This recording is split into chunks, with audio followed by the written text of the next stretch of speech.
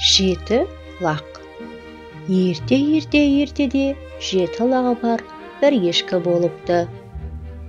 Ешкі күнде таңертең орманға барып су ішіп, шөп жеп, балаларына сүт жинап келеді екен.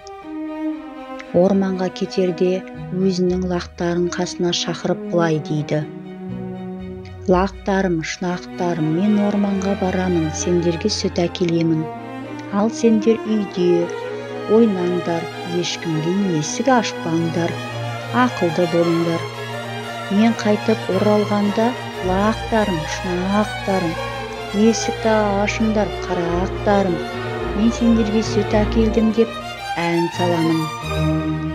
Сонда ғана есік ашыңдар. Дәл осы кезде үйдің сыртында естіп тұрған қасқыр ешкі кете салымен өзінің жуан даусымен есікті тақылдатып: «Лақтарым, шынақтарым, есікті ашыңдар, мен сендерге сүт әкелдім» деп әндете жөнеледі. Бірақ лақтар өнім бөтен дауыс екенін біліп қояды. Есікті ашпайды. «Сенің даусың басқа, біздің анамыз даусы жіңішке, біз саған есік ашпаймыз» деп жауап береді. Қасқыр дереу ұстаға барып, тамағын жіңішке қылып бер дейді. Ұста оның тамағын қырып, тамағын жіңішке қылып береді. Енді қасқырдың даусы ешкінікі сияқты жіңішке болып шығады.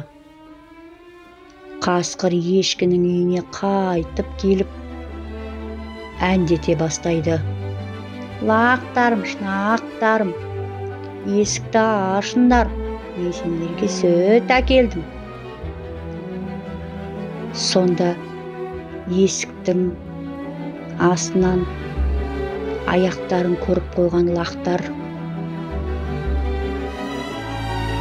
«Біздің анамыздың аяғы бұндай емес, сен қасқырсың, саған есік ашпаймыз» деп жауап береді.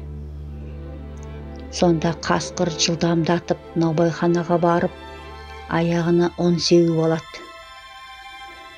Қайтып келіп есіктің алдына келіп, жіңішке даусымен: «Лақтарым, шынақтарым, сендерге сүт әкелдім, есікті ашыңдар» дейді.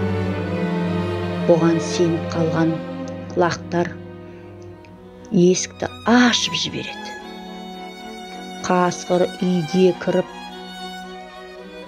келгенде лақтар ұсқынсыз түрін көріп шошып кетеді. Лақтар жан-жаққа тығылып, қасқыр сонда да тауып алады.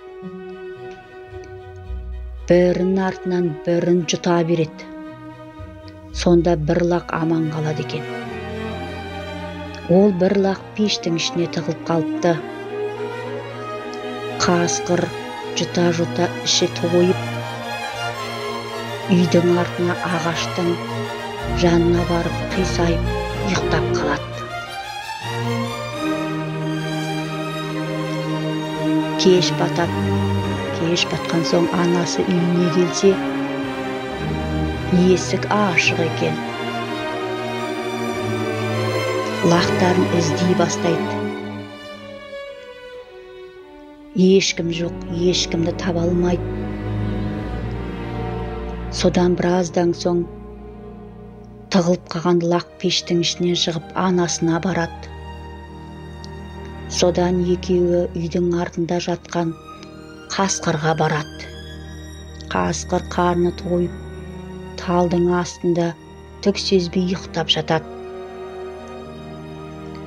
Ешкі жүгіріп барып үшкір мінезін мүйізімен қасқырды ішінен бір жарады. Қасқырдың ішін жарып жіберсе, алты лағы аман есен атып шығады екен. Сонда ешкі лақтарына бұдан былай есікті ешкімге ашпаңдар деп ақылын айтады екен.